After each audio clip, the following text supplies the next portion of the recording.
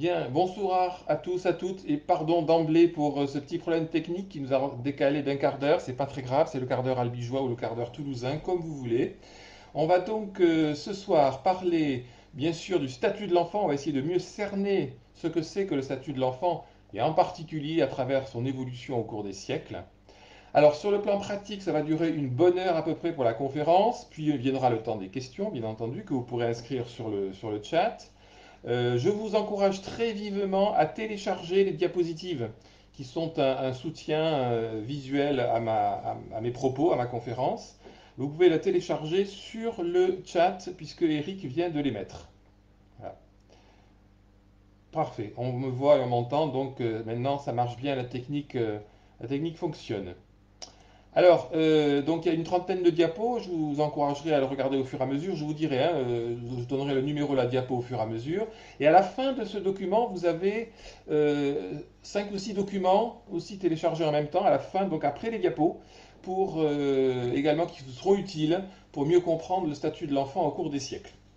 Alors en introduction, donc je vous invite à prendre la diapo 1, la première page. L'introduction, c'est un sujet transversal qu'on appelle aujourd'hui transdisciplinaire, pluridisciplinaire, c'est-à-dire que c'est à l'intersection de plusieurs matières, de plusieurs disciplines, l'histoire, la biologie, la médecine, la psychologie, le droit, la sociologie, la politique et la philosophie, bien sûr.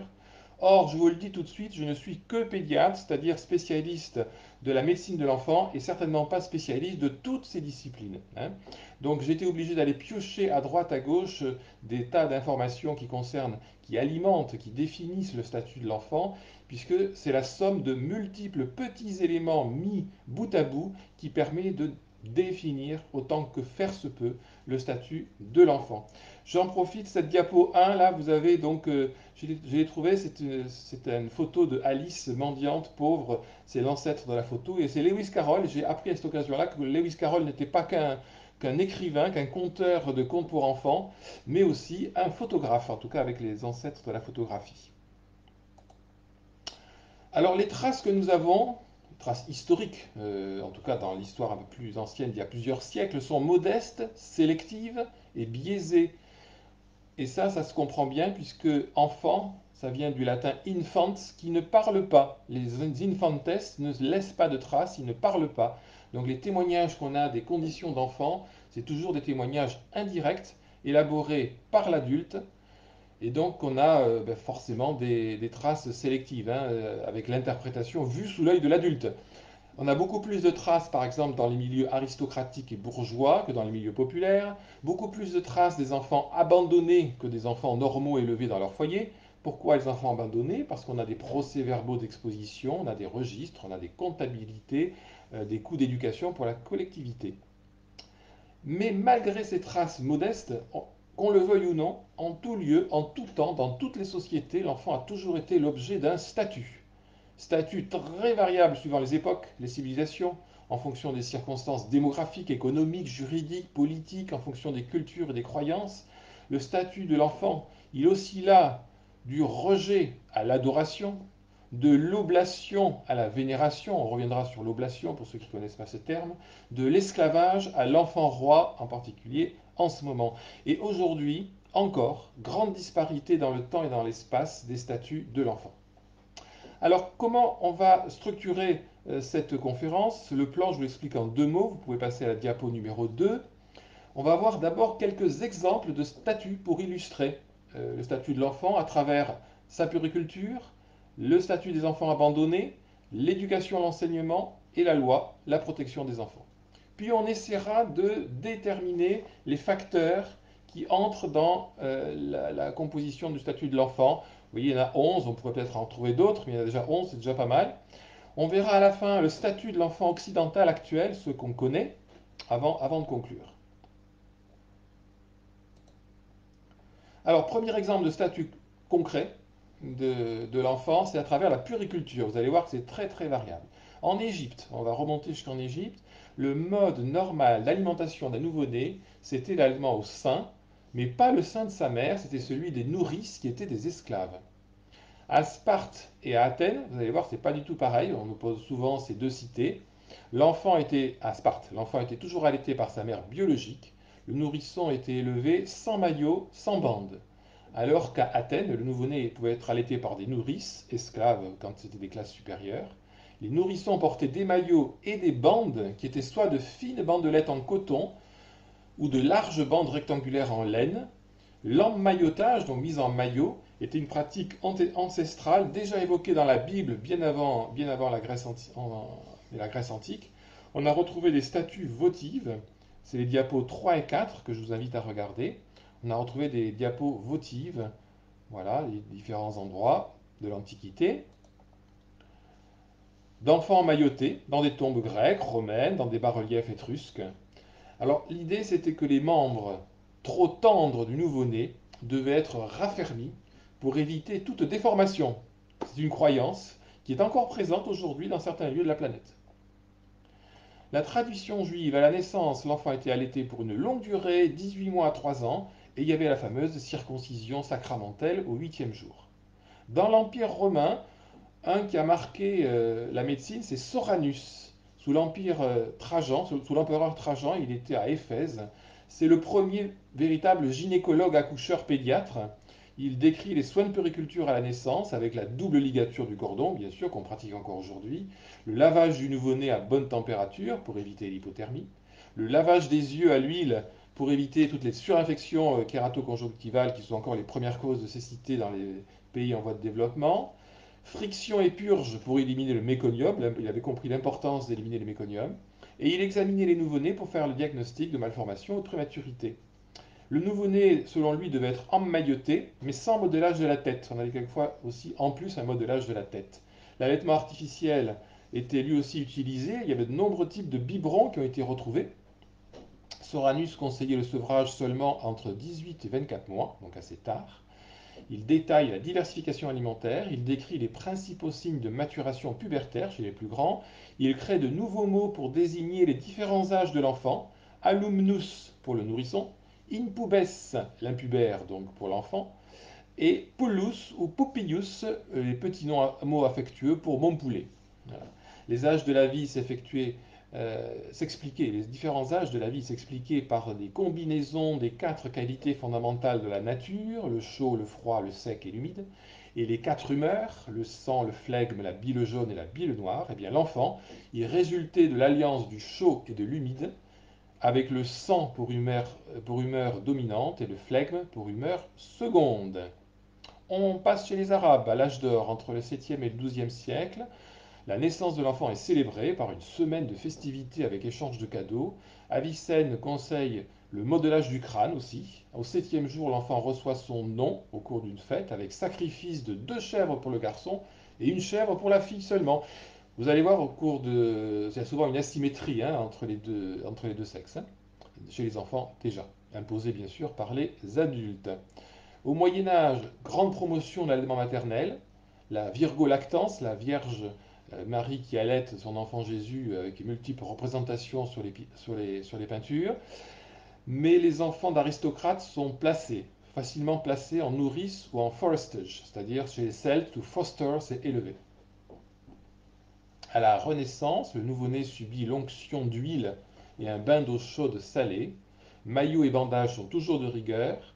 L'examen clinique permet d'éliminer les malformations, les monstruosités décrites par Ambroise Paré, bien connu, un médecin de la Renaissance.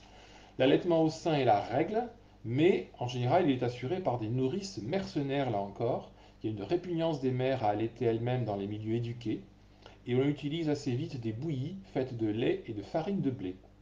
Puis arrive Jean-Jacques au XVIIIe siècle, Jean-Jacques Rousseau qui encourage l'allaitement maternel par la mère biologique, naturelle. Le nouveau-né, dit-il, n'a pas besoin de bandes et de maillots, mais plutôt des langes flottants et larges qui laissent tous ses membres en liberté. On le retrouve ça dans le texte d'Émile dont on reparlera tout à l'heure. Et puis arrive notre siècle, enfin en tout cas le XXe siècle, le siècle juste avant nous, disparition des nourrices, en Occident en tout cas. Les années 70, c'est les mouvements féministes. Les femmes libérées ne doivent pas abîmer leur sein, leur poitrine, donc perdre le temps avec l'allaitement maternel. Donc c'est biberon, biberon, biberon. Et à l'inverse, retour de bâton, retour de balancier. Depuis les années 90, retour à des valeurs plus naturelles, promotion de l'allaitement maternel, y compris par l'OMS. Voilà pour la puriculture. Ensuite, on Autre élément assez révélateur, c'est comment la société traite les enfants abandonnés. Et là encore, opposition entre Sparte et Athènes. À Sparte, l'enfant est la propriété de l'État. L'enfant n'est conservé que s'il est robuste. L'enfant donc sera éliminé s'il est trop faible, s'il est difforme, s'il est débile, pour des motifs eugéniques, afin de préserver la supériorité de la cité de Sparte. On doit jeter tous ces enfants dans le fleuve Tégète. À Athènes, c'est différent. La décision d'élever ou non son enfant relève de la sphère privée, et en particulier du père. Selon le code de Solon, l'exposition des nouveau-nés était une possibilité offerte par la loi à une famille qui désirait abandonner un nouveau-né. Au 5e jour après sa naissance, l'enfant était exposé, et en général devant un temple, et en général plutôt le matin pour qu'il ait plus de chances d'être recueilli. L'enfant ainsi recueilli pouvait être soit réduit à l'esclavage, soit adopté. Au motif économique s'ajoutaient des pressions de nature religieuse parce que la naissance d'un enfant difforme pouvait apparaître comme la conséquence de l'impiété des parents. Et finalement, il semble que l'exposition n'ait pas été autant pratiquée qu'on l'a prétendu. On passe à Rome sous la République, le statut de l'enfant là est franchement défavorable, le pater familias tout-puissant a un pouvoir absolu de vie et de mort sur ses enfants. Il y a une puissance paternelle, sans limite, c'est la patria potestas. Gaius, un juriste romain de l'époque, disait: la puissance que nous, pères de famille, avons sur nos enfants est un droit particulier aux Romains, effectivement. Il n'y a personne en dehors de nous qui possède un tel pouvoir. Le nouveau-né était déposé aux pieds du père, qui acceptait ou qui rejetait l'enfant. Pour signifier qu'il l'acceptait, il soulevait le nouveau-né masculin ou il ordonnait une mise au sein du nouveau-né féminin. Par contre, en cas de rejet, pour nouveau-né chétif ou mal formé, une fille, une famille trop pauvre pour être élevée, pour élever ses enfants, une famille trop riche pour partager l'héritage, eh bien l'enfant était exposé devant la porte du logis, là encore. Soit il était recueilli par une famille d'accueil pour devenir esclave ou prostituée, soit il mourait. Et ce n'est qu'en 330 après Jésus-Christ que l'empereur Constantin interdira l'abandon et la vente d'enfants. Donc pendant pratiquement tout l'Empire romain, ça a été plutôt le régime exposition et pater familias. Alors que dans le même temps, aucun rejet d'enfants connu chez les Celtes, les Germains ou les Égyptiens. Connu, hein, aucun rejet d'enfants connu. On fait des sauts, là, des sauts dans le temps, on passe au Moyen-Âge où était pratiquée l'oblation, dont j'ai évoqué juste le nom en introduction. L'oblation, qu'est-ce que c'est? C'est la diapo numéro 6. Voilà. C'est une donation d'enfants aux portes des monastères ou dans des hôpitaux qu'on appelait les hôtels-dieux, qui étaient tenus par des institutions religieuses. Les enfants abandonnés, bâtards, orphelins ou malades étaient placés au milieu des adultes, les vieillards, les invalides ou les pèlerins. Les hôtels-dieux ont été fondés dès le 8e siècle, mais surtout du 12e et 13e siècle, au 12e et 13e siècle, en France, en Italie, en Allemagne ou en Pologne, sous l'ordre des chevaliers du Saint-Esprit. Par exemple, à Montpellier, au 12e siècle, un hôtel-dieu accueillait 600 enfants. À la Renaissance, fondation à Paris en 1552 de l'institution de la couche pour accueillir les enfants trouvés à la cathédrale Notre-Dame où ils étaient abandonnés. Mais vers 1600, l'institution se dégrade, devient un commerce d'enfants. Certains enfants, à l'insu de leur famille, servent à remplacer des enfants morts, d'autres sont vendus à des mendiants qui les extropient pour les utiliser à la mendicité, donc fermeture. 17e siècle, Saint-Vincent de Paul, c'est bien connu, hein, Saint-Vincent de Paul pour les enfants trouvés. C'est créé en 1638 à Paris, l'Ordre des Filles de la Charité et l'hôpital des enfants trouvés avec abandon dans le Tour. Diapo numéro 7, vous avez une image d'un tour au milieu de votre photo. On déposait l'enfant, en tout cas les parents biologiques déposaient l'enfant dans un tambour qui tournait, qui était inséré dans une tour de l'établissement avec une cloche pour avertir l'institution qu'on venait de déposer l'enfant. Rotation du tambour pour faire passer le nourrisson de l'extérieur à l'intérieur, du monde familial à l'institution charitable, en évitant tout contact entre les abandonnants et le bureau d'accueil. Objectif de ces institutions, c'est de lutter contre les avortements, les infanticides, les expositions, de combattre les carences d'hygiène, d'assurer un substitut matériel une instruction primaire et l'apprentissage d'un métier. C'est un peu l'ancêtre de la DAS, de la ZE, de la PMI, et l'élan mystique de la réforme va encourager la charité, cette charité-là, et développera des institutions charitables. 18e siècle, c'est une épidémie d'abandon. 18e siècle. On passe de 4000 abandons au début, en 1700, à 20 000 abandons en 1789.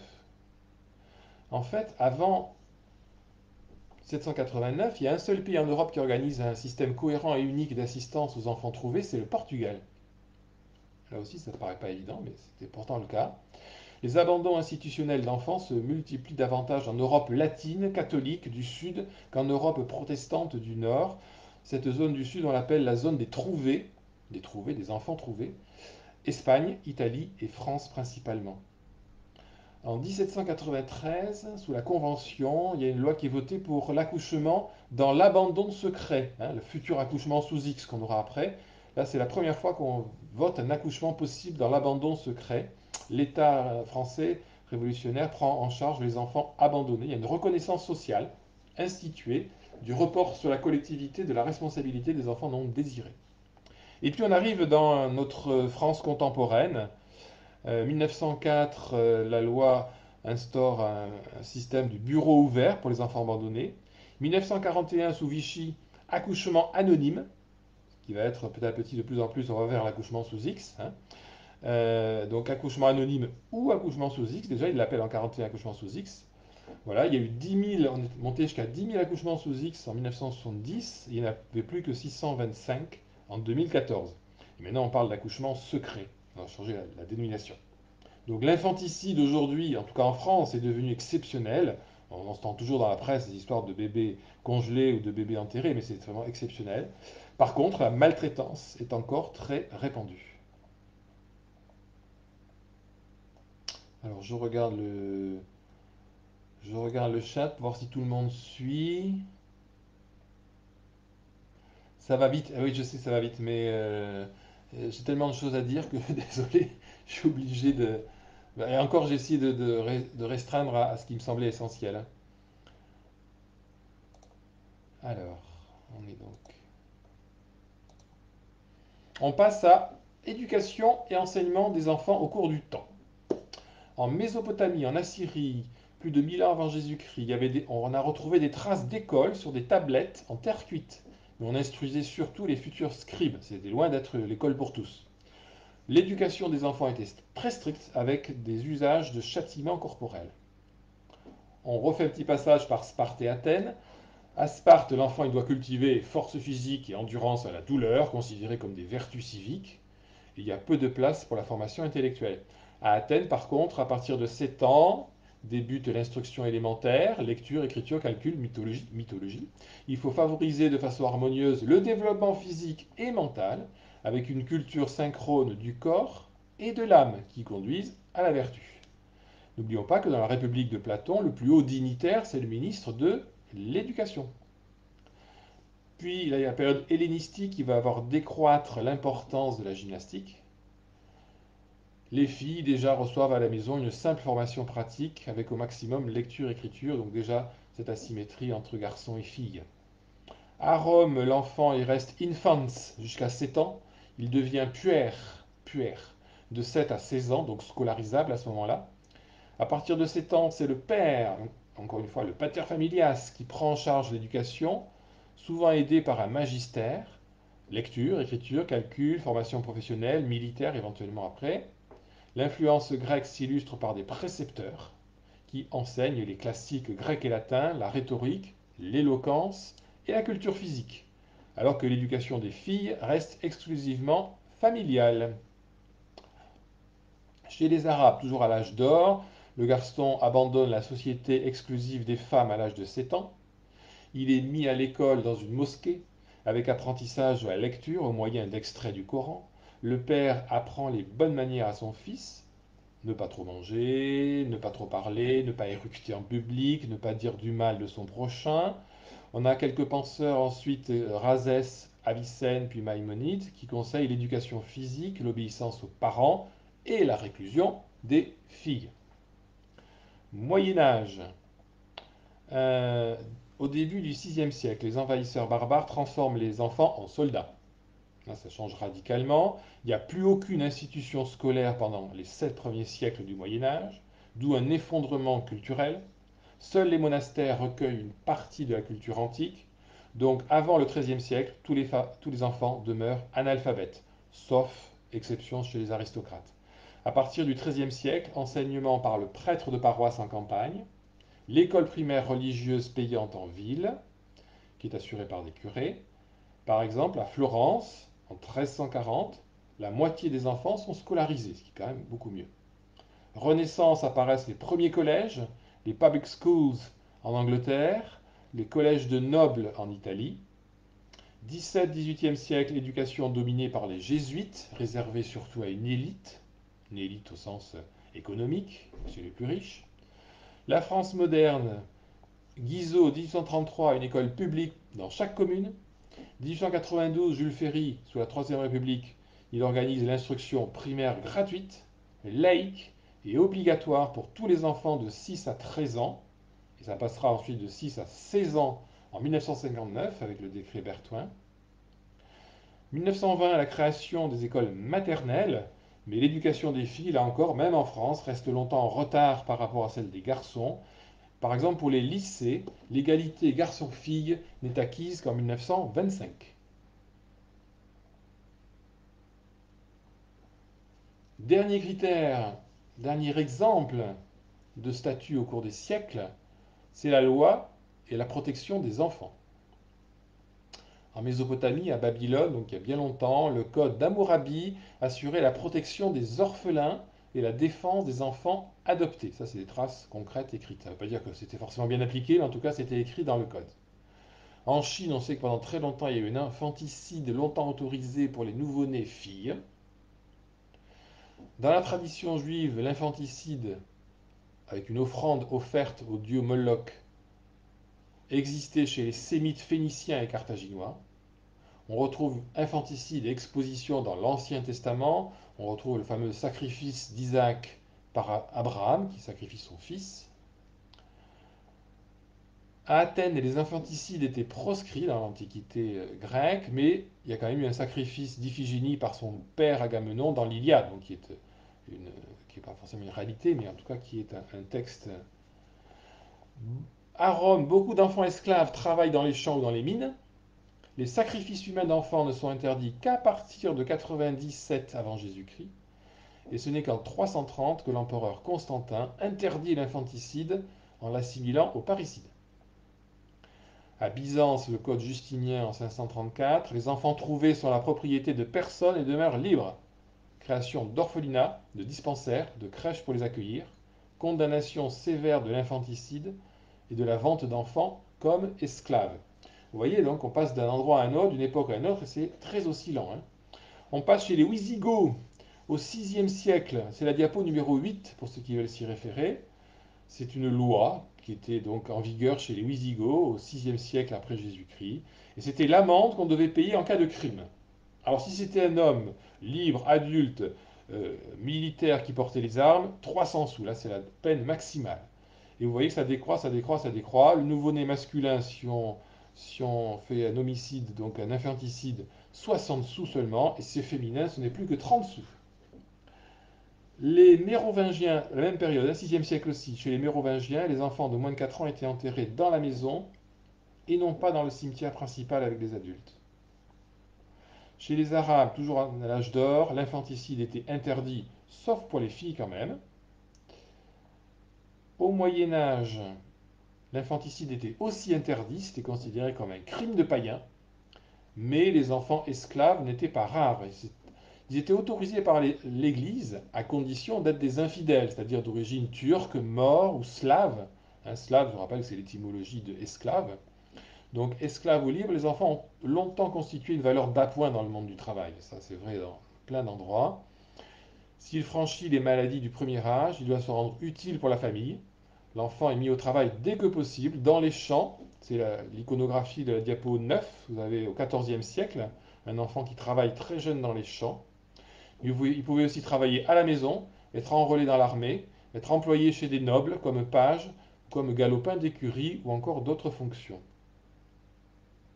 Mais finalement, le Moyen Âge, si on regarde bien, il a moins exploité les enfants au travail que le XIXe siècle industriel, qui a mis les enfants dans les mines ou à l'usine. Il existait donc des traces de mariages arrangés, monnayés de jeunes filles de 10 ans dans le sud de la France et en Italie à la fin du Moyen Âge encore. Au XIXe siècle, il y a deux grandes idées qui vont se répandre et qui sont d'ailleurs liées l'une à l'autre.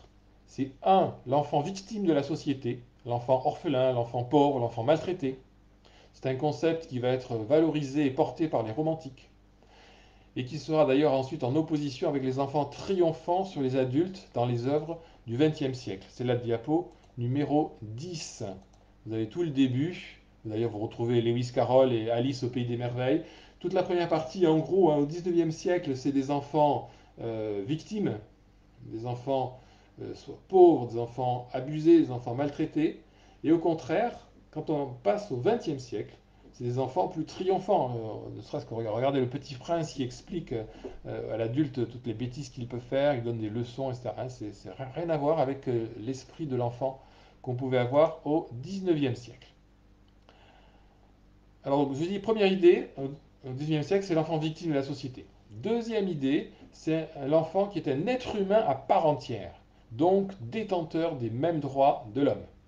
Et c'est la même problématique que pour le statut de la femme, hein, exactement pareil, sauf que c'est un petit peu décalé. Mais c'est un être humain à part entière, non seulement c'est ça, mais qui plus est, l'enfant est un être humain faible, fragile, vulnérable, physiquement et psychiquement sans défense, et c'est toujours la première victime des catastrophes naturelles, des famines, des épidémies, des guerres, des violences adultes, avec des enfants mis au travail, des enrôlements militaires, des exploitations sexuelles, des endoctrinements religieux ou sectaires. Donc on connaît malheureusement beaucoup d'exemples d'enfants proies, d'enfants réifiés, avec une réification de l'enfant par l'adulte. D'où une nécessité encore plus prégnante, encore plus forte de protéger l'enfant par l'adulte et par des lois.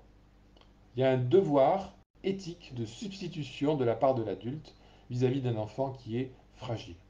Les droits de l'enfant n'ont véritablement émergé en France et en Europe que plus de 100 ans après les droits de l'homme. Donc au début, c'est pas parce qu'on a parlé d'emblée des droits de l'homme qu'on a pensé aux droits de l'enfant.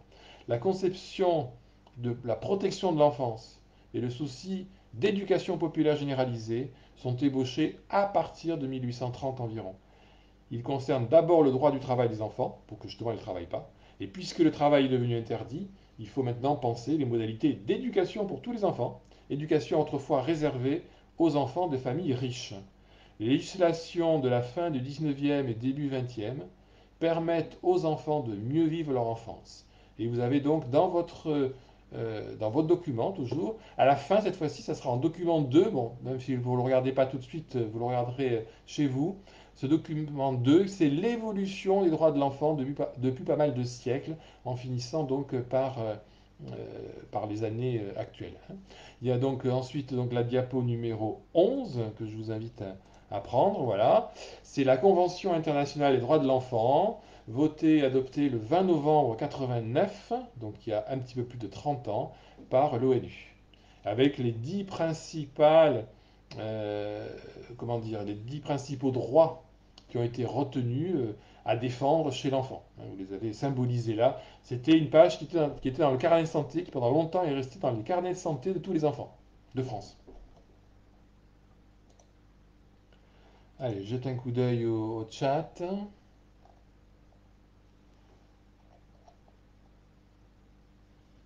Alors, à la fin, bien sûr, j'essaierai de répondre à toutes vos questions, hein. Alors, il y a Maud qui ne trouve pas le lien vers le diaporama. Eric, si tu peux arranger ça. Ah, mais je vois que tu as répondu, c'est bien. Très bien, super.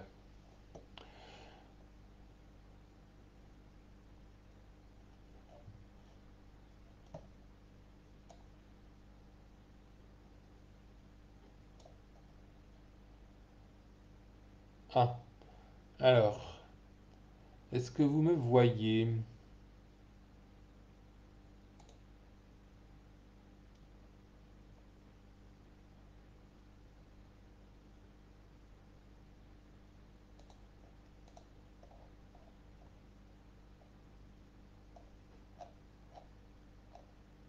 Alors, est-ce que vous me voyez? Est-ce que vous m'entendez? Parce que moi, j'ai plus d'image.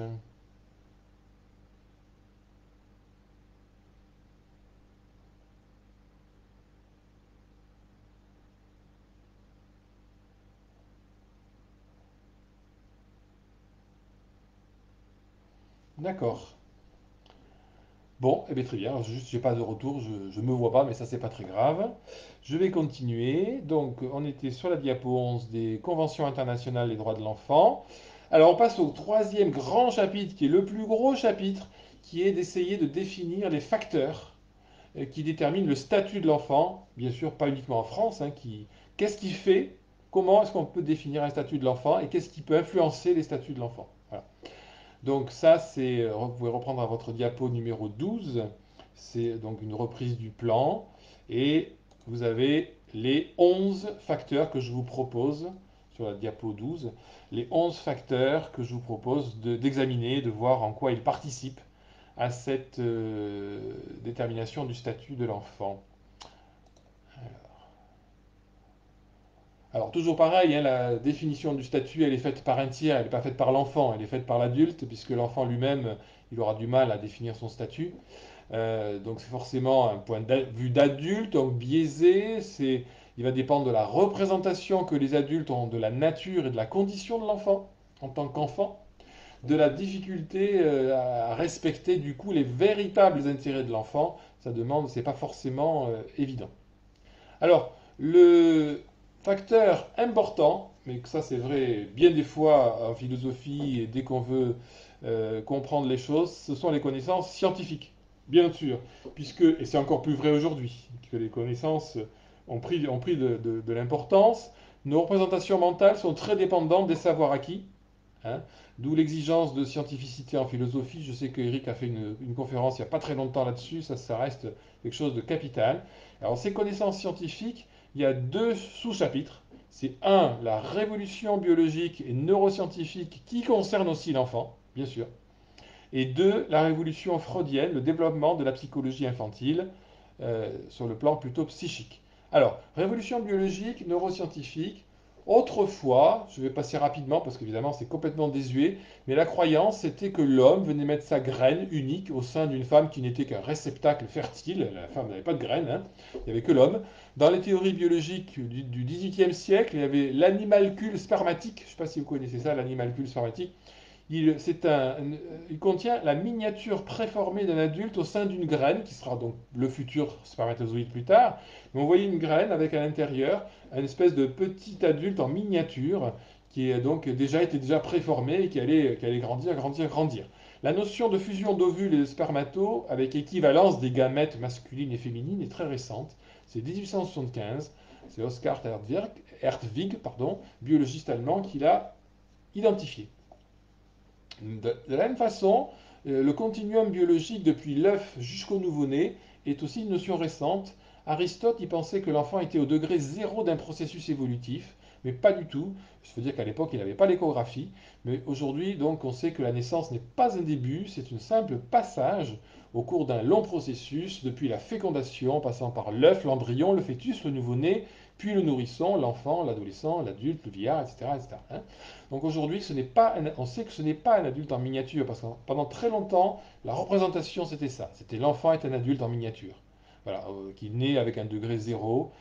On sait qu'aujourd'hui, ce n'est pas du tout le cas. C'est un être humain qui est déjà doué de sensibilité, d'hypersensibilité même aux stimuli de l'environnement. C'est une éponge à stimuli qui ressent très bien la douleur et le plaisir.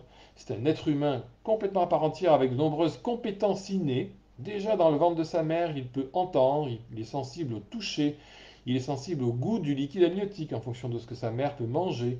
Tout ça, c'est des choses maintenant bien établies. Le nouveau-né est un être d'emblée de désir et de communication dès les premiers jours.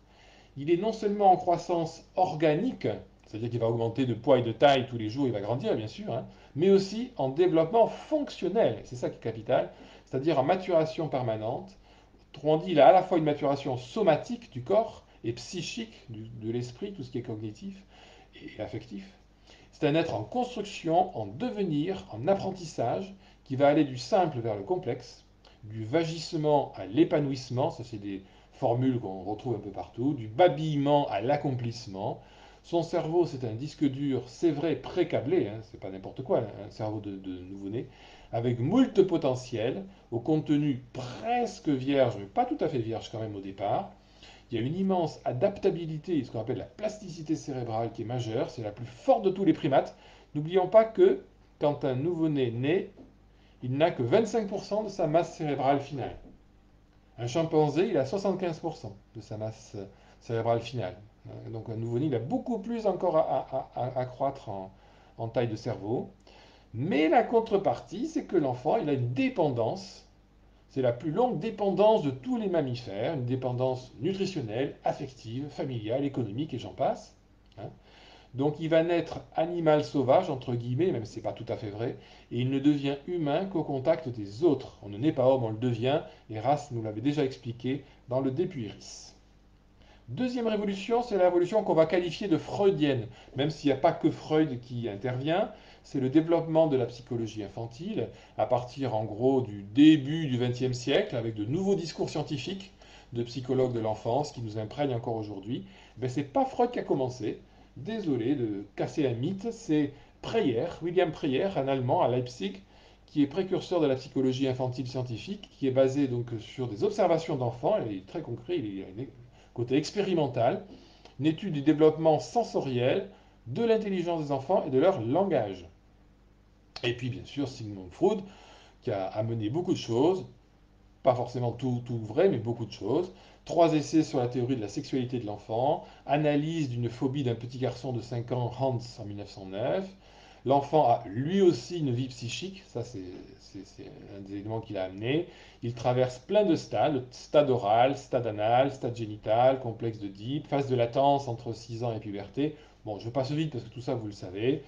Tout au long de son enfance, il va structurer trois instances psychiques. Le moi, au milieu, là, qui est coincé entre le ça, les désirs pulsions qui bouillonnent en dessous, le surmoi, avec ses interdits moraux qui le freinent au-dessus.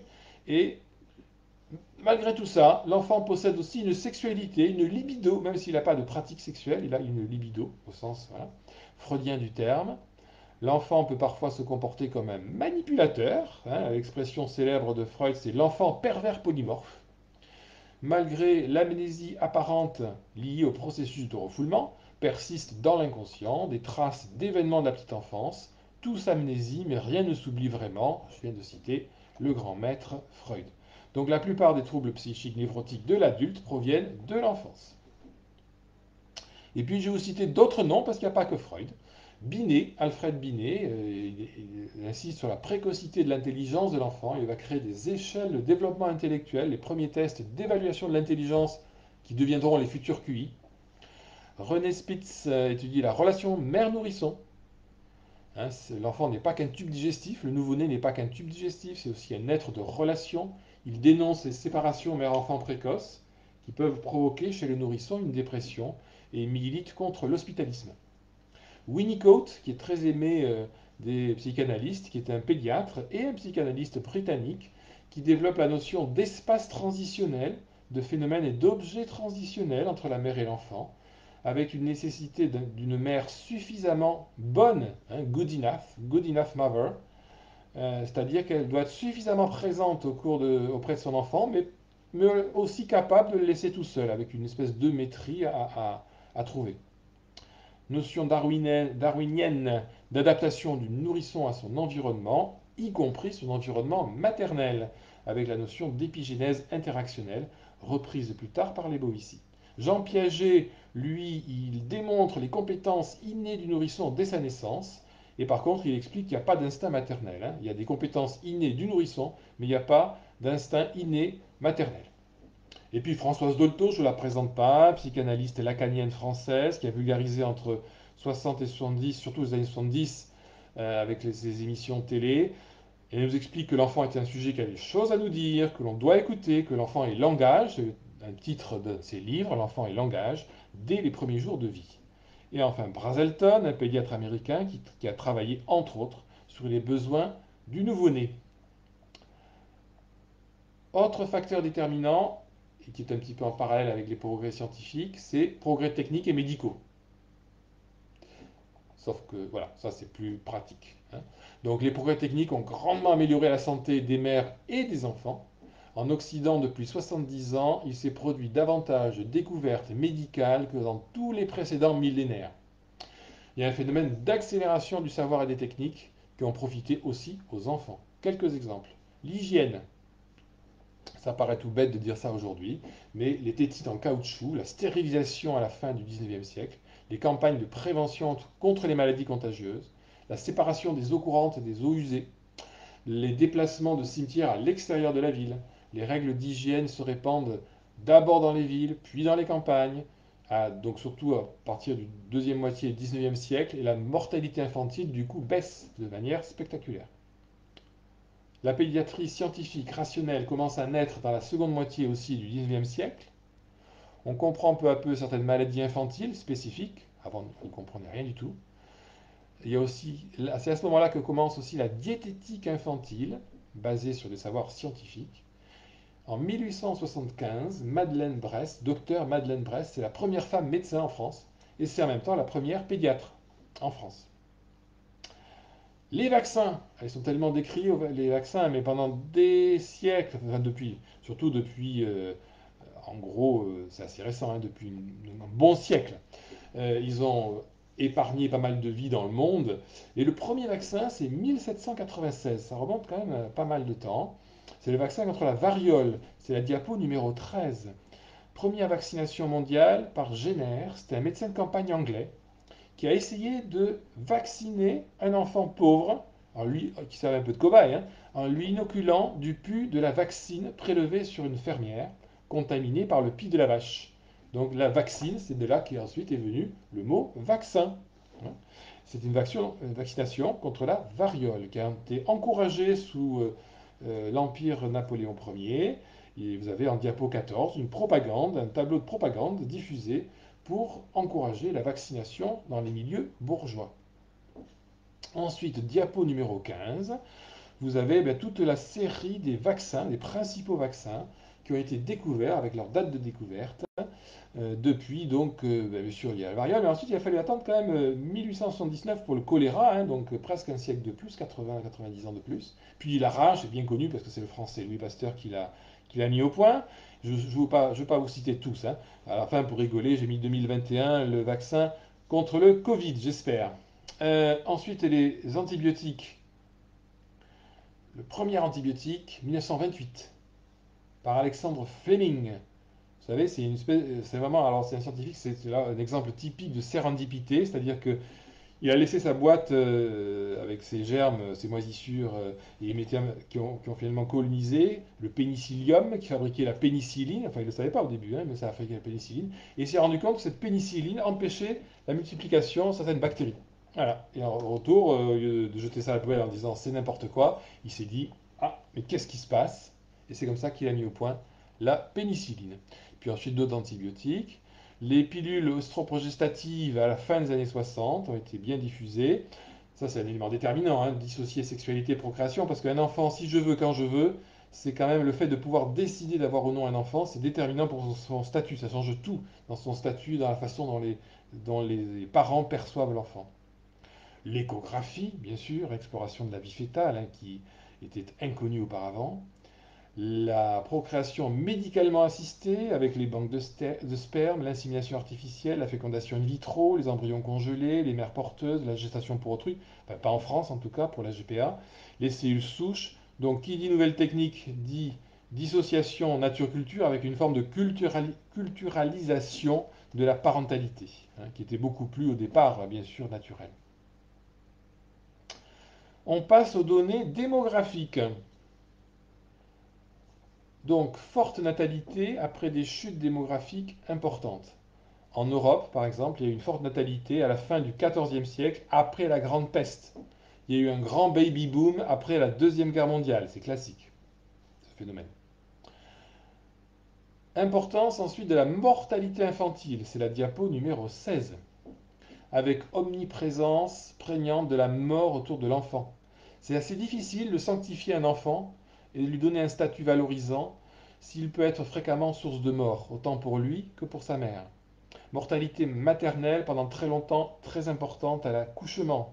très fréquente à l'accouchement. Donc angoisse des grossesses chez les femmes. En cas de forte mortalité infantile, limitation de l'attachement précoce, prévention des deuils douloureux d'enfants. Des clercs médiévaux disaient dans leurs textes ne pas trop s'attacher à ce qu'on considère comme un déchet, ne pas s'émouvoir outre mesure si un enfant vient à mourir. Ou encore aujourd'hui, chez les Comoriens, persiste une très forte mortalité infantile, donc interdit de s'occuper de son nouveau-né dans les 7 premiers jours de vie, sinon le djinn, le mauvais esprit, va l'ensorceler. Attention. Néanmoins, aujourd'hui, sur à peu près 7 milliards d'êtres humains, la moitié sont des enfants de moins de 18 ans, donc plus de 3 milliards. Si vous regardez le taux de mortalité infantile, alors la mortalité infantile, c'est défini par le nombre de décès la première année pour 1000 naissances. D'accord? Donc, dans le monde, globalement, c'est 27 décès pour 1000 naissances. Mais vous voyez bien sur le tableau, que la diapo 16, qu'il y a une grande disparité sur notre planète, que Afrique et Asie concentrent à eux seuls plus de 70% des décès de nourrissons, la première année de vie, qu'aujourd'hui, encore, chaque année, plus de 2 millions meurent à moins d'un mois de vie, dont la plupart meurent au cours de la phase critique de la première semaine de vie, qui est la plus à risque. Et ces causes de mortalité, c'est les infections, encore, c'est les souffrances fétales, ce qu'on appelle aujourd'hui les asphyxies, les prématurités, les malnutritions maternelles. Malheureusement, tout ça est considéré dans certains pays encore comme inévitable, parce que c'est tellement courant qu'on se dit c'est inévitable. Or, il y a des solutions peu coûteuses qui permettraient de faire reculer la mortalité infantile dans les pays pauvres. L'UNICEF plaide en faveur d'un continuum de soins entre la famille, la communauté et le système de santé, d'améliorer les conditions d'hygiène et de nutrition, d'accéder aux soins prénataux, avec présence d'un agent de santé qualifié lors de l'accouchement et lors des visites postnatales. Autre facteur déterminant, la richesse économique. Sienne, la ville de Sienne en Italie, 1764, crise agricole, disette, explosion des expositions d'enfants. Diderot disait on ne fait jamais tant d'enfants que dans les temps de pauvreté. Alors chez les pauvres, les enfants au travail ramènent un revenu à la maison, garantissent les vieux jours des parents, c'est des enfants utiles, ce sont des formes d'enfants assurance vieillesse. Et chez les riches, par contre, limitation du nombre d'enfants pour ne pas disséminer la fortune familiale. Les garçons conservent plutôt, donc privilégient plutôt les garçons parce qu'ils conservent le nom et la richesse, alors que les filles perdent tout, et le nom et la richesse. Sur l'île de la Réunion, donc un des départements d'outre-mer, les allocations familiales s'appellent encore argent braguette. Ah ouais. En 2008, en Roumanie, donc pas loin de chez nous, en pleine Europe, les Roms achetaient des enfants, des garçons, à des familles pauvres pour les marier dès l'âge de 8 ans et enrichir leur propre famille par l'intégration de la dot des filles. C'est l'enfant, typiquement l'enfant objet. Autre critère, on est au sixième critère, sixième facteur déterminant, l'alphabétisation. Le taux d'analphabétisme peut atteindre encore aujourd'hui 70% dans certains coins du monde, et les trois quarts de ces enfants analphabètes sont des filles. La discrimination masculin-féminin est encore très présente aujourd'hui, exemple pour l'instruction. Il y a encore dans le monde 240 millions d'enfants de moins de 14 ans qui travaillent, donc ils n'ont aucune instruction. En Colombie, par exemple, le travail des enfants est vital à la survie de la famille. Il constitue une main-d'œuvre bon marché et corvéable. Organisation sociale de la famille et organisation politique de la famille. Alors bien sûr, s'il y a des politiques publiques pro-natalistes, comme c'est le cas en France, en faveur de l'enfant, pour dynamiser la nation, comme il disait, eh bien ça aide. Sécurité sociale, suivi médicaux de grossesse, suivi pédiatrique des enfants, aide sociale à l'enfance, protection maternelle infantile, médecine scolaire, allocation familiale, congé maternité, congé parental, crèche, halte garderie, école maternelle, pour tous, enseignement gratuit jusqu'à 16 ans, au moins jusqu'à 16 ans, déduction fiscale pour les familles nombreuses, etc., etc. Donc la France se retrouve de fait en tête du taux de fécondité européen, 2 enfants en moyenne par femme, avec presque 800 000 enfants nés en France en 2018. C'est vrai que globalement ça baisse un petit peu dans toute l'Europe, mais ça reste l'un des pays les plus féconds en natalité. Autre facteur, c'est le statut des mères. Et c'est là qu'on voit que le statut des mères est très lié au statut de l'enfant. Fin 19e, forte industrialisation en Europe, exode rural important. Les femmes qui se retrouvent employées dans les ateliers, dans la grande industrie, ne peuvent plus emmener leurs enfants avec elles, alors que les enfants les accompagnaient avant dans les travaux des champs. Cela crée une nécessité de prise en charge des enfants, d'où les crèches, assistantes maternelles ou autres formes de garderie, et le développement du travail féminin entraîne une réduction du temps passé par la mère avec ses enfants, bien sûr. Autre facteur, il ne faut pas le négliger, c'est les mythes fondateurs et les croyances en tout genre, en particulier les croyances religieuses. Incompréhension initiale de la nature même de l'enfant, parce qu'encore une fois, l'enfant, il ne parle pas, ou il parle mal, il pleure beaucoup, il a un imaginaire et une pensée magique très développée, mais une raison apparemment déficiente, en tout cas les premières années.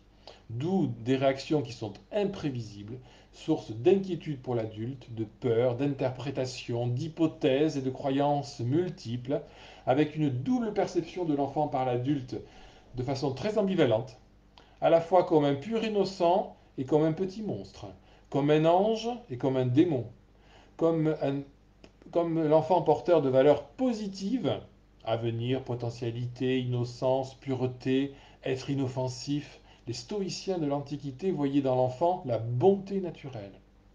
Mais sinon aussi enfant porteur de valeurs négatives, impotent, incapable, dépendant, ne pensant qu'à son plaisir, égoïste, hypertrophie du jeu, JE, très très joueur, grand amateur de jeu, JEU, indiscipliné, versatile, capricieux, irrationnel. Platon nous le disait, l'enfant est un être sans raison, proche de l'animal carrément. Mais c'est toujours une vision, dans tous les cas, une vision subjective de l'adulte et non pas forcément une réalité intérieure de l'enfant. Alors on remonte aux mythes, les mythes grecs par exemple, où les enfants étaient en dehors du contexte historique. C'était des enfants un peu imaginaires, universels, symboliques. Dans la tragédie d'Euripide, Médée tue ses deux enfants qu'elle a eus avec Jason. Dans les mythes romains, les enfants imaginaires sont inscrits dans l'histoire de Rome. Diapo 17, vous avez donc là deux frères, Rémus et Romulus, qui sont allaités par la louve animale. Et bien sûr, Romulus va tuer son frère avant de fonder Rome, la ville de Rome, puisque Romulus donna Rome, bien entendu. La tradition juive, c'est qu'il faut aimer et honorer père et mère, mais qu'on peut quand même sacrifier son fils si l'enfant exige, comme le sacrifice d'Abraham. Alors, ce qui va nous toucher davantage, c'est les croyances du christianisme, avec une influence déterminante de la religion et de ses dogmes dans le statut de l'enfant, surtout au Moyen Âge, mais ensuite aussi jusqu'à nos jours. Jésus nous dit qui aime son fils ou sa fille plus que moi n'est pas digne de moi. Thomas d'Aquin développe sa théologie de l'animation de l'âme. Vous savez, il donne au fœtus le statut de personne humaine en lui conférant une âme à partir de 40 jours de grossesse pour les garçons et 60 jours pour les filles. Oui, c'est plus long pour confectionner une âme pour les filles. La stérilité d'un couple est signe de péché, toujours Thomas d'Aquin. Les grossesses multiples sont le fait de femmes infidèles qui couchent avec plusieurs hommes, c'est bien connu. Les malformations congénitales, les morts néonatales sont signes d'une punition de Dieu. Tout nouveau-né est marqué dès sa naissance par le péché originel. Les vagissements du nourrisson inquiètent, car ils sont la manifestation diabolique de l'état de pécheur du nouveau-né. L'Église a toujours privilégié l'enfant légitime à l'enfant bâtard qui est rejeté en dehors du groupe familial. Plus sympathique, des croyances populaires avec la fameuse dent de taupe dans une amulette pour soigner les douleurs dentaires de l'enfant, une autre amulette pour éloigner le mauvais sort, ça c'est surtout en Afrique en particulier. Les contes populaires qui se terminent par ils vécurent heureux et eurent beaucoup d'enfants. Le bonheur passerait donc par le bonheur familial. Je continue. Idéologie et mode culturel. Alors là, il y a eu un grand virage du statut de l'enfant en Occident, fin 18e, 19e siècle. Jusqu'au siècle des Lumières, les spécificités de l'enfant sont pratiquement ignorées. C'est un adulte en miniature, sans trop d'intérêt. Mais Et même d'ailleurs, les philosophes se désintéressent complètement de l'enfant, hein. Essayez de chercher des textes sur l'enfant en philosophie. Vous avez Saint-Augustin et Montaigne qui racontent leur propre enfance, mais sinon il y a pas grand-chose. Deuxième moitié du XVIIIe siècle, là s'instaure un vrai débat sur la place de l'enfant dans la société. Et il y a un ouvrage qui a une influence majeure à ce moment-là, c'est Émile ou De l'éducation de Jean-Jacques Rousseau qui est publié en 1762, la même année que son contrat social. Néanmoins, Rousseau, ça n'empêchera pas d'abandonner lui-même ses 5 enfants à l'hôpital des enfants trouvés, les enfants qu'il avait eus avec sa femme Thérèse Levasseur, hein. Donc il n'a pas forcément mis en pratique les préceptes qu'il formulait. Alors Émile, en 2 mots, cette histoire d'Émile, c'est un orphelin dans le conte, dans l'histoire. C'est un orphelin, ce qui fait écho au mythe des sans-origine, à l'idéal rousseauiste de la table rase éducative. Il n'a pas de passé, et il pourra donc être maître de son avenir, parce que l'enfant naît bon sauvage naturel, sans péché, et la société le pervertit. Ça, c'est la théorie de Rousseau. Il fera une distinction bien marquée entre éducation et instruction, qui reste aujourd'hui tout à fait valide. Il fera la promotion d'une école laïque, sans accumulation de savoir appris par cœur, sans accumulation de savoir soumis à un principe d'autorité, avec une éducation morale, intellectuelle, corporelle et sensorielle, hein.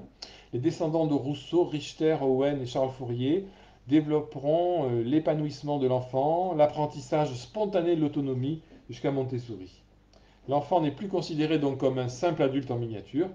Désormais, il y a affirmation de la spécificité de l'enfant, progressivement perçu comme un être humain en croissance, en développement, un sujet d'apprentissage qui nécessite une intervention précoce et adaptée de l'adulte.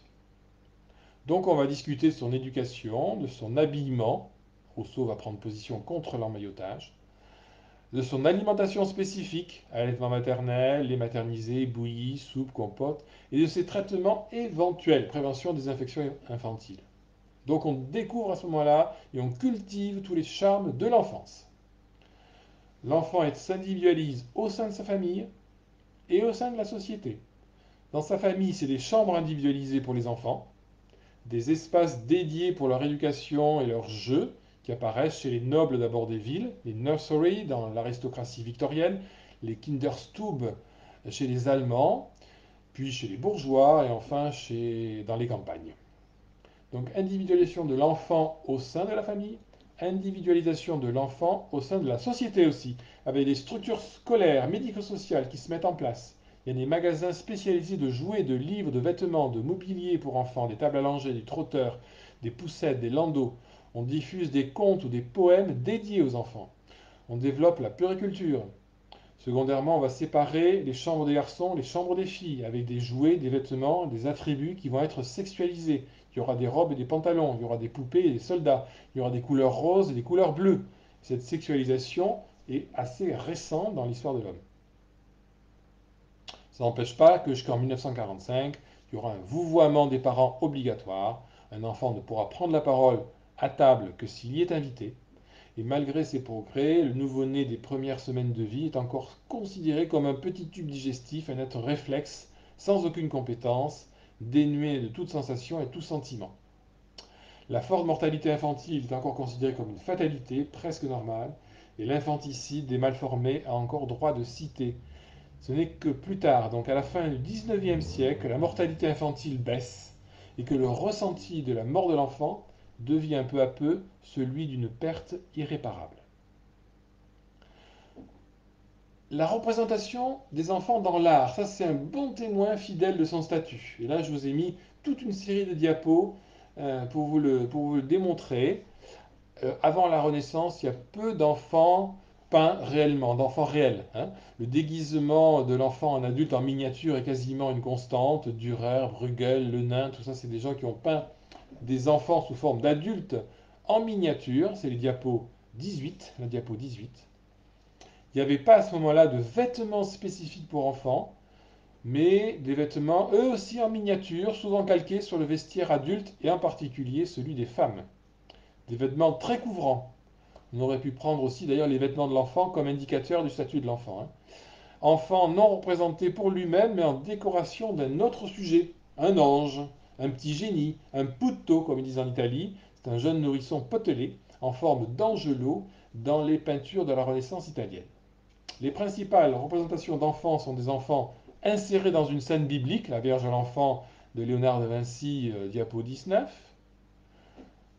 ou bien des enfants rois, portrait royal de propagande de Louis XIV à l'âge de 10 ans par Testelin, c'est la diapo 20, ou bien des récits mythiques d'enfants ou d'angelots qui viennent renforcer le mythe, la toilette de Vénus de Boucher par exemple, c'est la diapo 21.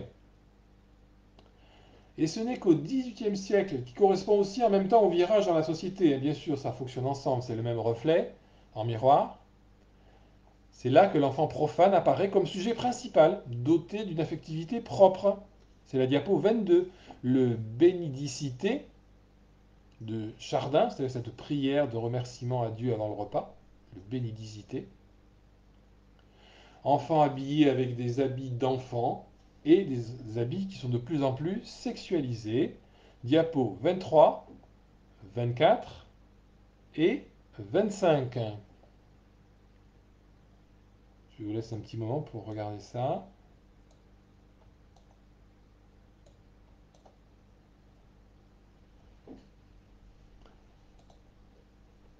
Voilà, ouais, la diapo 25, donc c'est le daguerréotype, comme vous avez vu, même type technique de l'ancêtre de la photo. Donc milieu du 19e, avec une famille, papa, maman et les deux enfants.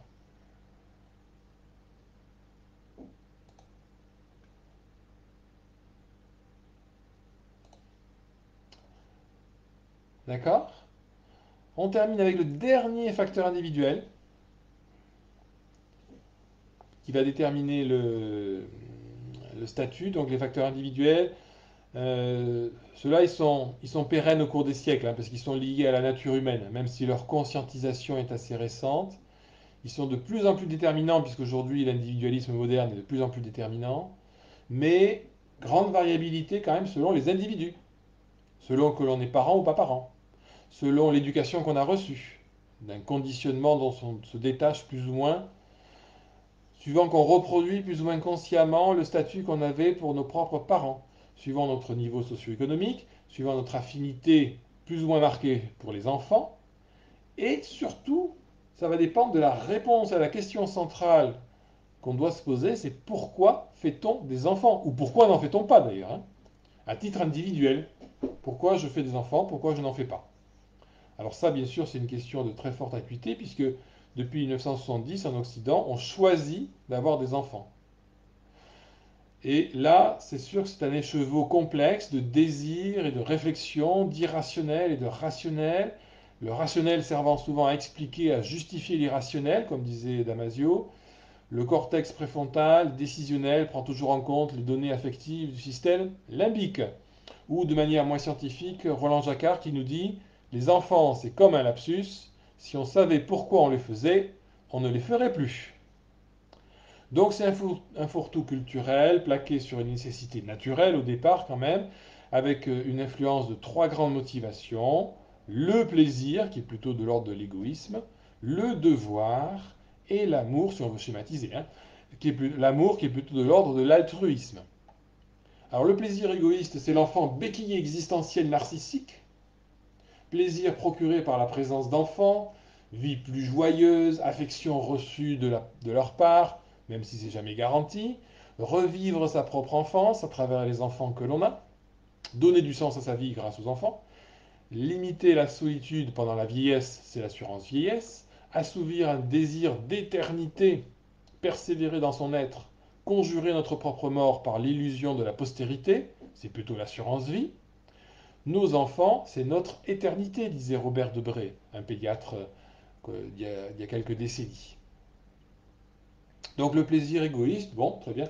Bon, je pense que c'est pas aussi tranché que ça, hein. Dans le plaisir, il n'y a pas que de l'égoïsme, et dans l'amour, il n'y a pas que de l'altruisme non plus, hein, mais bon. Je me suis beaucoup inspiré de la revue Philosophie Magazine qui traitait de ce sujet, pourquoi fait-on des enfants? Le devoir démographique de perpétuation de l'espèce, pérennisation du groupe dans lequel on vit, enfant promesse du futur, devoir de transmettre des valeurs, des richesses, un patrimoine, un nom, un peu de soi-même, Devoir d'éducation, aider son enfant à devenir un adulte autonome et responsable. Le paiement d'une dette, donner la vie que l'on a soi-même reçue. Aider son enfant à réaliser ce qu'on n'a pas pu ou ce qu'on n'a pas su faire soi-même. C'est l'enfant compensateur, c'est la vie par procuration. Le devoir par pression sociale normative, conformisme, religion, conformisme familial, conformisme religieux. Dieu s'adresse à Adam et Ève et leur dit: soyez féconds, prolifiques, remplissez la terre, pardon, et dominez-la. Soyez féconds et prolifiques, remplissez la terre et dominez-la. Troisième élément, l'amour altruiste. L'enfant, c'est un moyen de se décentrer de soi-même, de devenir responsable pour autrui. Amour de l'enfant à la fois autre et partie de soi-même. Vous voyez, c'est toujours assez ambigu. Amour conjugal, l'enfant étant la matérialisation du lien conjugal, qui lui est plutôt immatériel. L'enfant est l'objectivisation, l'incarnation vivante, et donc la preuve du sentiment amoureux. C'est la croyance que l'enfant va renforcer notre amour conjugal. Mais ce n'est pas forcément le cas, parce que l'enfant est objet idéal dans l'inconscient parental, et il peut y avoir déception face à la réalité, enfant se révélant être une entrave à l'accomplissement du couple. Il y a des antinomies qui se révèlent entre parentalité et conjugalité. En général, le plus fragile, c'est quand même la conjugalité, mais ces compromis sont parfois difficiles, avec des renoncements douloureux ou des confusions de registres. Hannah Arendt nous disait: en passant par l'enfant, les amants reviennent dans le monde d'où leur amour les a chassés. Réfléchissez à cette phrase, c'est assez vrai. L'amour est une illusion naturelle, nécessitée par l'évolution pour garantir la pérennité de notre espèce. Ça, c'est les antinatalistes comme Kierkegaard ou Schopenhauer qui nous ont expliqué ça. Et enfin, le bonheur individuel passerait par un bonheur familial. C'est une idée impulsée par les romantiques, avec Rousseau en particulier, qui a été repris au 19e et au 20e siècle. L'enfant devient le fondement de la famille, c'est l'enfant qui fonde la famille, et non plus le mariage comme autrefois. Du fait, en France, 2018, 60% des enfants naissent hors mariage. 60% des enfants naissent hors mariage. Il n'était que 6%, donc 10 fois moins, en 1970. Et il y a suppression de la distinction entre enfant naturel et enfant légitime en janvier 2009 en France. Donc la parentalité peut être vécue comme une incontournable condition de l'accomplissement individuel. Pour accéder au bonheur apparaît le droit à être parent. Donc tous les couples peuvent revendiquer le droit à la parentalité.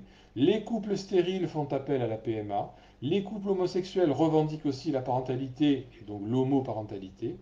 Mais attention, ce droit à l'enfant ne garantit pas les droits de l'enfant. Existe toujours un risque de réification de l'enfant, voire de dérive vers un droit à l'enfant normal. Et tout le monde se souvient de l'arrêt Perruche de novembre 2000, où la justice avait indemnisé un enfant pour préjudice d'être né mal formé handicapé, du fait d'une rubéole congénitale non diagnostiquée, pour ceux qui sont intéressés par les détails. Hein. Perruche. Bon, je vais avoir terminé, pour ceux qui sont encore vivants. J'en viens au statut, mais ça vous le savez davantage, donc je vais peut-être aller plus vite. C'est le statut de l'enfant occidental actuel, celui que l'on connaît, celui qu'on voit tous les jours, celui que moi, bien sûr, en tant que médecin de l'enfant, je vois encore plus tous les jours. Ce statut, il est un peu plus difficile à définir aujourd'hui parce qu'il est plus individualisé qu'autrefois, il est moins homogène. C'est un enfant, vous l'avez dans la diapo 27, qui est choisi. Ça, c'est pratiquement toujours vrai, choisi. Bien sûr, il peut y avoir des exceptions, des enfants non désirés. Rare, de fait rare, précieux, il est central et il est surinvesti, voire même sacré. Et c'est amusant de voir la résurgence du sacré chez les bébés, alors que la tendance générale dans nos sociétés, c'est la désacralisation. Donc du coup, on a un culte de l'enfant roi, l'enfant sacré, un enfant roi de ses parents, un enfant roi de la famille, un enfant roi de la société et un enfant roi de la publicité. Il est roi partout. Alors, roi de ses parents, c'est l'enfant tout-puissant, comme les nourrissons au début. Il est considéré comme trop petit pour être contrarié, alors qu'au contraire, il faut l'aider, il faut lui mettre un cadre, des repères. Il faut renoncer à cette toute-puissance délétère, dévastatrice, douloureuse au long terme pour lui. On lui demande trop souvent son avis alors qu'il n'est même pas encore en mesure d'en élaborer un.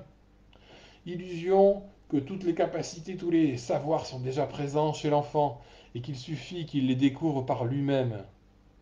Autre illusion, c'est l'utopie égalitaire avec confusion des statuts et des rôles entre les parents et les enfants, entre les enseignants et les élèves, entre les parents et l'instruction publique. Il y a un effacement des barrières entre ces générations qui aboutit à un véritable copinage parfois avec des enfants qui n'est pas de bonne aloi. Trop de bonté dans les parents cause de la perte des enfants, nous disait déjà Charles Perrault. Aujourd'hui, les échanges familiaux à table sont centrés sur l'enfant et même parfois par l'enfant lui-même. C'est l'enfant objet narcissique de ses parents, qui ont peur de faire mal, qui ont peur de ne plus être aimés par leur enfant. C'est une anxiété liée à la responsabilité de parents. Plus on a décidé de la venue au monde d'un enfant, plus on s'en sent responsable, d'où les fortes exigences des parents exercées sur leur enfant, par exemple pour leur réussite scolaire. Et finalement, on se demande si l'enfant est si roi que cela. Enfant roi de la famille, famille plutôt citadine et trop souvent mononucléaire et non plus rurale et polynucléaire comme c'était autrefois. Urbanisation et petite enfance ne font pas forcément bon ménage. Le passage de la vie de la campagne à la vie en appartement n'est pas nécessairement favorable aux petits enfants. Les transmissions de jadis entre mère-fille, entre grand-mère, petite-fille, sont plutôt assurées aujourd'hui par le livre ou par Internet, par des médias interposés. La famille centrée sur l'enfant est plus fragile et plus mouvante que la famille bâtie autour d'un mariage indissoluble. C'est pas pour autant que je suis pour le mariage indissoluble, mais en tout cas, il y a une fragilisation donc de fait du lien conjugal qui fait que 45% des couples mariés aujourd'hui divorcent dans les 10 ans qui suivent leur mariage, qu'on a beaucoup de familles monoparentales, et qui dit famille monoparentale dit raréfaction des médiateurs, avec des relation parent-enfant qui est une relation close, jalouse, exclusive de l'enfant avec un seul parent. Il n'a que le choix entre la fusion ou l'opposition. La famille monoparentale n'est pas un modèle idéal d'éducation. Sinon, famille recomposée entre un parent biologique et un parent affectif, ou famille homoparentale. C'est vrai que ces familles homoparentales souvent désirent beaucoup plus les enfants que les autres. Est-ce que c'est bien ou pas? Je ne sais pas. Enfant roi de la société tout entière, dans nos sociétés modernes, très futuristes, les espoirs de changement liés aux grandes révolutions, ça n'existe quasiment plus. Le seul espoir d'un avenir meilleur et d'un progrès est incarné par les enfants. Donc les efforts de meilleure prise en charge de l'enfant par la collectivité sont donc capitaux.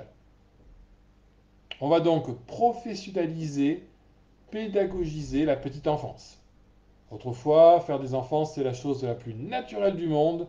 Le bon sens disait que s'occuper d'un enfant, il suffisait de le nourrir, de le vêtir, de le tenir au chaud, d'un petit peu de bienveillance, de beaucoup d'amour, et puis ça suffisait. L'idée que s'occuper d'un enfant, convenablement, demande beaucoup d'investissement, de temps, d'un haut niveau de compétence, est une idée récente. La compétence parentale est devenue une très forte préoccupation. On va bientôt exiger de réussir un examen diplômant pour être parent. C'est tellement difficile d'être un bon éducateur qu'on ne va pas laisser n'importe qui être parent sous prétexte qu'il en a biologiquement les possibilités. Ça ne suffit pas. Notre société actuelle définit des normes éducatives et stigmatise les mœurs parentales qui ne sont pas conformes à ces normes. Nous vivons dans un monde où sont institutionnalisés un nombre gigantesque de savoirs ou de pseudo-savoirs sur l'enfant et un nombre considérable de métiers qui concernent la petite enfance, puériculture, auxiliaire de puériculture, assistant maternel, crèche, pédiatre, éducateur, juge pour enfants, éditeur de livres pour enfants, de traités pédagogiques, de revues de puériculture, d'éducation, même des émissions de télé pour enfants, etc. Enfin, biologisation, hypermédicalisation de l'enfant. C'est vrai, aujourd'hui il y a une plus grande maîtrise de la procréation, puis de la santé de l'enfant, avec une meilleure surveillance des grossesses, des accouchements et des suivis pédiatriques. L'OMS a élargi la notion de santé, qui n'est plus uniquement absence de maladie. Au départ, santé, c'était absence de maladie. Maintenant, c'est bien-être physique, psychique et social. Donc on passe de l'objectif bonne santé, absence de maladie, à l'objectif épanouissement de l'enfant à tout point de vue. Et puis un petit clin d'œil, ça va être très rapide, la diapo 28, c'est l'enfant roi de la publicité, ça on le voit souvent. La publicité est un bon révélateur, là aussi. L'enfant est à la fois objet et cible des publicitaires. Il est objet comme médiateur d'achat pour les publicitaires, parce qu'il attire, parce qu'il est vendeur. Et puis il est cible des publicitaires, parce que l'enfant influence la consommation de ses parents. Et puis il ne faut pas oublier que c'est un futur consommateur dans l'avenir. Voilà, diapo 29, conclusion, on arrive au terme. Vous avez bien vu à travers cette conférence que l'évolution du statut de l'enfant a été très chaotique. Il y a eu des progrès, il y a eu des régressions. Ce n'est pas un long fleuve tranquille, ce n'est pas un progrès linéaire et continu, hein, mais on peut dire quand même que depuis 3 siècles, ça va plutôt dans le bon sens. Alors si on veut schématiser, on va dire 18e siècle, élaboration d'un nouveau statut de l'enfant qui n'est plus un adulte en miniature. 19e siècle, individualisation de l'enfant. 20e siècle, sacralisation de l'enfant. Bien sûr, c'est parcellaire, hein. Mais malgré tout ça, il persiste encore de très fortes disparités sur la planète. Il ne faut pas voir le statut de l'enfant uniquement à travers le statut du petit français. Et pour faire progresser ce statut, il faudra agir sur tous les facteurs à la fois. La démographie, contrôler les naissances ou au contraire encourager la natalité. Lutter contre la pauvreté, on a mesuré que si on investissait 1 dollar en prévention, on épargnait 5 dollars de coûts médico-sociaux à l'avenir ultérieur.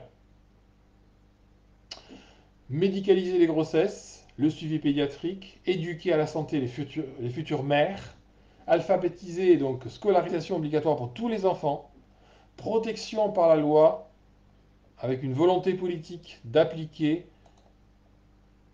de façon la plus stricte possible la Convention internationale des droits de l'enfant, votée en novembre 89, vous l'avez vu tout à l'heure, qui a été votée donc 30 ans après la Déclaration de principe des droits de l'enfant de novembre 1959, et que donc 30 ans et 60 ans après ces rédactions-là, qu'elles ne soient pas un vœu pieux, surtout qu'il y a encore 250 000 enfants militarisés dans le monde. L'enfant, il aura toujours besoin d'une communauté, sécurité, éducation, épanouissement. Edgar Morin nous aurait dit que l'enfant est un écosystème complexe ouvert, avec des interactions permanentes, enfant, famille, communauté de la société, instruction publique. Il a besoin des autres pour devenir humain, pour s'épanouir et pour s'accomplir. Vous voyez que le statut de l'enfant, il est très lié aux préoccupations centrales de la société, l'avenir, la filiation, la solidarité entre générations. Donc l'examen de l'enfant, c'est donc une façon de comprendre la manière dont une société se représente elle-même. Le statut qu'une société d'adultes donne à ses enfants est révélateur de l'état de la société elle-même, de sa bonne santé mentale et du respect qu'elle porte à l'être humain. Parce qu'en respectant l'enfant en particulier, on ne fait que respecter l'être humain en général. Le statut de l'enfant, c'est le statut de l'homme, ne l'oublions pas. La diapo 30, la dernière diapo, c'est en fait une affiche qui date de 2009, donc 20 ans après 89, qui était le 20e anniversaire de la Convention internationale des droits de l'enfant. J'avais pris cette affiche en photo sur Albi, donc en 2009, lorsque j'avais fait cette première conférence. Voilà, je vous remercie. J'espère que vous avoir sensibilisé à cette notion de statut de l'enfant, fait réfléchir. Continuez à aller voir, donc lire les documents que je vous ai mis en annexe dans le chat.